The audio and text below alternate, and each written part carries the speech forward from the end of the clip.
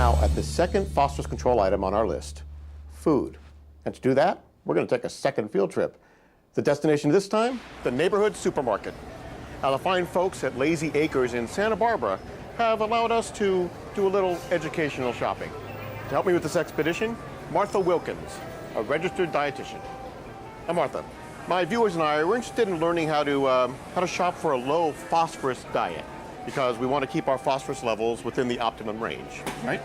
I imagine you can help us with that? Yes, I can. Okay, so let's see. Everything looks so yummy and delicious. Are there any phosphorus red flags? Actually, fruits and vegetables are low in phosphorus. They're good choices because they're high in fiber. Now, some of them have a lot of potassium. Ooh, like the dreaded orange, right? Yes. But the apple's good? Apple's a good choice, high in fiber. What other fruits? Yeah, grapes, pineapple, there's all kinds of good choices. Okay, so essentially it sounds like fruits and vegetables are good, and they have other issues for the dialysis patient, but phosphorus isn't one of them. In a nutshell, that's true. Oh, hey, how about nuts? Nuts are high in phosphorus. Oh, bad. Good. Let's go to another section, okay? I'm gonna need a cart. Now, a little later on, we're gonna be in the kitchen, and I'm gonna get to sample some of your fine cooking. I'd like to start with a nice fresh salad. So how can we put together a low phosphorus salad?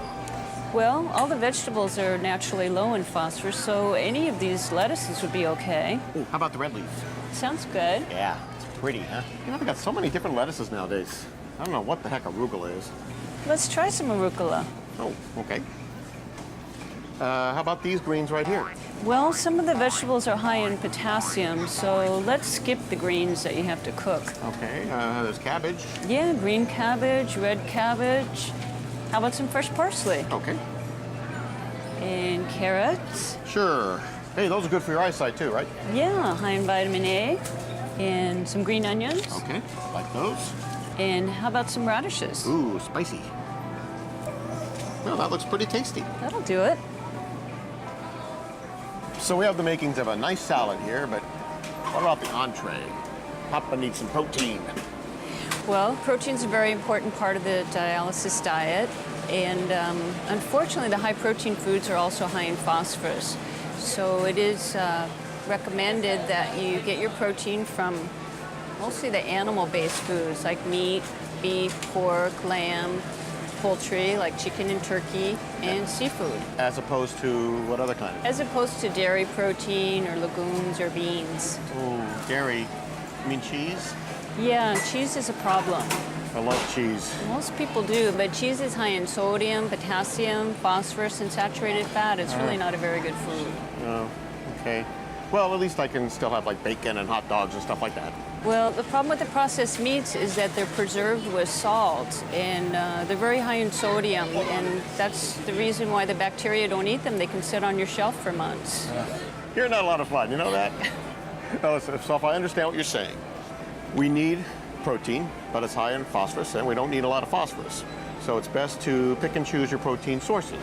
Stay among the, what you think you said, the animal proteins, like meats, fish, poultry, eggs. Stay away from cheese and beans and stuff like that. Yes. Now, we definitely need the protein source, but that's one place where we should put most of our phosphorus intake, if you will. Right. If you're a vegetarian, you'll need to work with your dietitian to get adequate protein, but it is one of the levels we check regularly, so be sure to find out what your protein level is. Well, you know, all this talk's making me hungry. What are we going to have? Oh, I thought we'd have some chicken thighs. Ooh, chicken a la Martha. Let's go. Chicken thighs. Well, looks like we're going to have a great meal. We've got our salad, we got our chicken a la Martha, vegetable. What about a good low phosphorus side dish? Well, I thought we'd have some rice. Oh, great. How about this? Rice pilaf. Well, the problem with the ones in the box is that they're so high in sodium. Let's get the one we make ourselves, and I have some herbs and spices we can add to flavor it up. Okay, great. But I prefer brown rice. Does it matter? The whole grain products tend to have more phosphorus, so white rice is a better choice. Oh, well, with the grains, does that apply to breads too? Right. The white breads are better, but there's French or Italian, sourdough. If you like a heavier bread, rise, okay. Okay, so I can have some bread, I can have rice, I can have pasta, I guess, right? Pasta's good. Just stay away from the ones in the box. Okay. Well, we've got our whole meal, except we still don't have dessert. You got anything planned for that? Yeah, I thought we'd have sorbet. I believe it's called sorbet. Well, sherbet, but sorbet. There's a T at the end. It's French, my dear. Well, let's go check out. And, oh, I don't have my wallet on me. Can you take care of this? Kevin. I'll pay you back. Well, I think this has been a very instructional trip to the market. And you know, shopping for a low phosphorus diet really isn't that restrictive.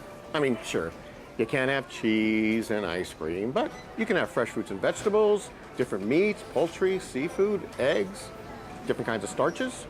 And you know, you can even treat yourself at dessert with a sorbet. And listen, if you start to eat like this, you are well on your way to doing a good job of keeping your phosphorus levels in the optimal range. That is, if you do one more thing. And to learn about that, we need to go see